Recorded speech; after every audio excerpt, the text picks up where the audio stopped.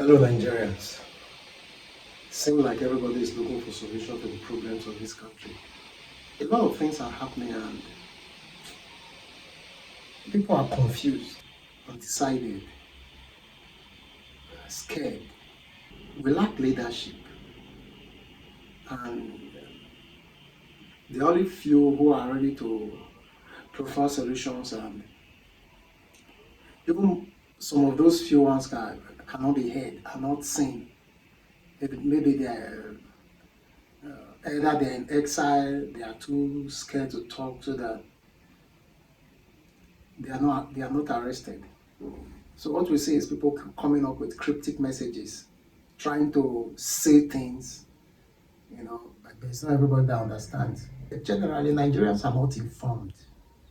We go after things that don't build the nation, like but things that are not so important, like we want to buy MP3 players and play music. We know the latest songs, the most expensive hair products and all that. So how do these things help the nation? I remember when we were growing up, there were things you used to hear, things that helped us to relate to Nigerians. We knew things like MAMSA, mass mobilization, social days, economic recovery. I can't really remember. We had slogans like, if you are a director, direct well, if you are a teacher, teach well. Even the message got to the head of state. These slogans help to build up Nigerians, give us that sense of national pride, national unity, oneness, and all that. I think one of the biggest problems Nigerians have now is that issue of not knowing how or where to identify with the country. Okay, now Nigerians don't even understand, you know, uh, they seem to know what is happening in the US more than what is happening in a case like that. How do you get people to believe in Nigeria? So what do we really do to make these people believe? To make these people, okay, maybe not believe, to make these people care. A country of over 200 million people, there's no way other countries are going to absorb 100 million of us. So whether you like it or not, we are still stuck here. So we have to make it work. And it comes to a time, other countries will be tired of you and they want to chase you away. I think one of the main problem with Nigeria is lack of orientation. So that's something we need to start working on. Like it's not with slogans like it begins with you. People at the top must take responsibility, but that is where the biggest problem is. Who are the people at the top? Are they ready to take some responsibilities? Are they responsible for anything or responsible to anybody? I grew up in the military era, and even the military government took responsibility. So who is responsible to Nigerians right now? Inflated contracts, skewed proposals.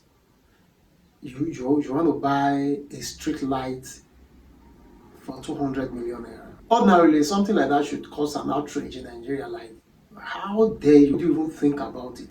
But we make jokes over these things on social media and we just forget. Nobody goes to jail, nobody's arrested, there's no inquiry. It's come to a situation where we don't even care.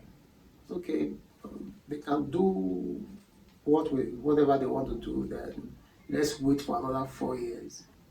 The cycle continues and the country keeps deteriorating.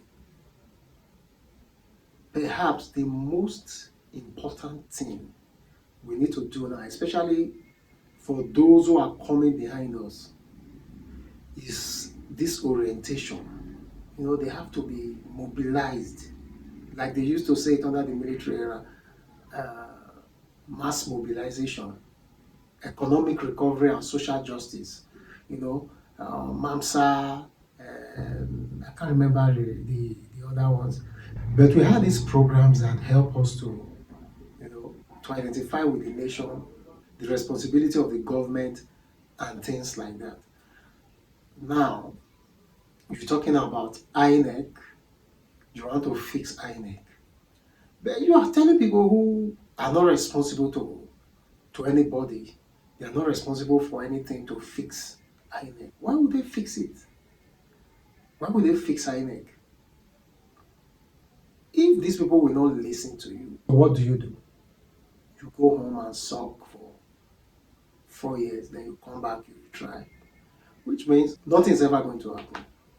So in the next 60 years, we just be turning over government and nothing. Really no education. People are just going through school to get certificates with the hope of getting a job or maybe having something to use for admission to JAPA. Just like people want voters card for as a means of education. If you can't get your national ID card, maybe you can get your voters card, but they'll never use it. And because people have voters card, they don't use it. It's easy for these people to either help you vote, not give you your voters card because they know that you don't really need it for election. So they can hold on to it and try to use it to do election manipulations and all that. So these are some of the issues because we don't tackle things head on. Because of that, we have allowed we don't have a constitution anyway. We have allowed the institutions to become fallow and die. For instance, I applied for a transcript in Ambrosale University around March 2 years ago. Till today, I've not gotten it. Ordinarily, I would have appealed to the University Commission. It doesn't exist. It only exists on paper or maybe when they want to share money, allocation is coming and all that. It doesn't exist. I approached the Federal Consumer and Competition, whatever. It used to be Consumer Protection. They half-heartedly took over the case. At the end of the day, somebody called me and asked if I can just go to the school to see if I can get it. Why? He couldn't get to the VC. He couldn't get to the registrar. Myself, I've tried every means to contact the Edo State government under Obaseki. I even sent a tweet to him to his private Twitter handle. Nothing happened. So this is how institutions die. This is how we because we are quiet, we are complacent, we allow these things to just die. We don't do anything about these things. We leave it, we leave it for God. God day. This is why I believe orientation and mass mobilization should be the next thing we ought to be doing in this country, trying to educate the people coming up, so that they will have a sense of belonging and a sense of pride, so they can ask questions. We don't ask questions. The pastor tells us, pray for the country, pray for your leaders. This kind of subservient way of thinking. Then I think the other thing we really need to focus on is a sovereign national conference. When you convey a sovereign national conference, anybody in power knows that whatever the people deliberate on and they agree on is how the country is going to move forward. Automatically, the government can be dissolved, a new constitution can be written, or an old one adopted and amended. We'll be amending the constitution, electoral act, and nothing has moved. Nothing has happened. I think a sovereign conference is something we really need to talk about extensively, because it's how a nation is shaped. It's how every part of the society is represented in a nation. This is the number 2 on my list of things that I would like to happen in Nigeria. Orientation, mass mobilization, then a sovereign national conference. Why I put the orientation as the first It's because if the people understands that power belongs to them, they have they can determine how they live. Why would they come out to say we want a discussion on how we want to live? So this is one of the reasons I'm talking about orientation and mass mobilization, then a sovereign national conference. From there, we can say this is how we want to live, and then we continue from there. Anyway, I'll talk about some other things about the kind of government we should be looking at. Things like the kind of representation. If we are returning to parliamentary or even military, then immunity clause. The Supreme Court, how it's constituted. If we want a single term of 5 years or 6 years, you know, these are some of the things we really need to be talking about, because the way this nation is drifting, people are not aware. There's this kind of melancholy, and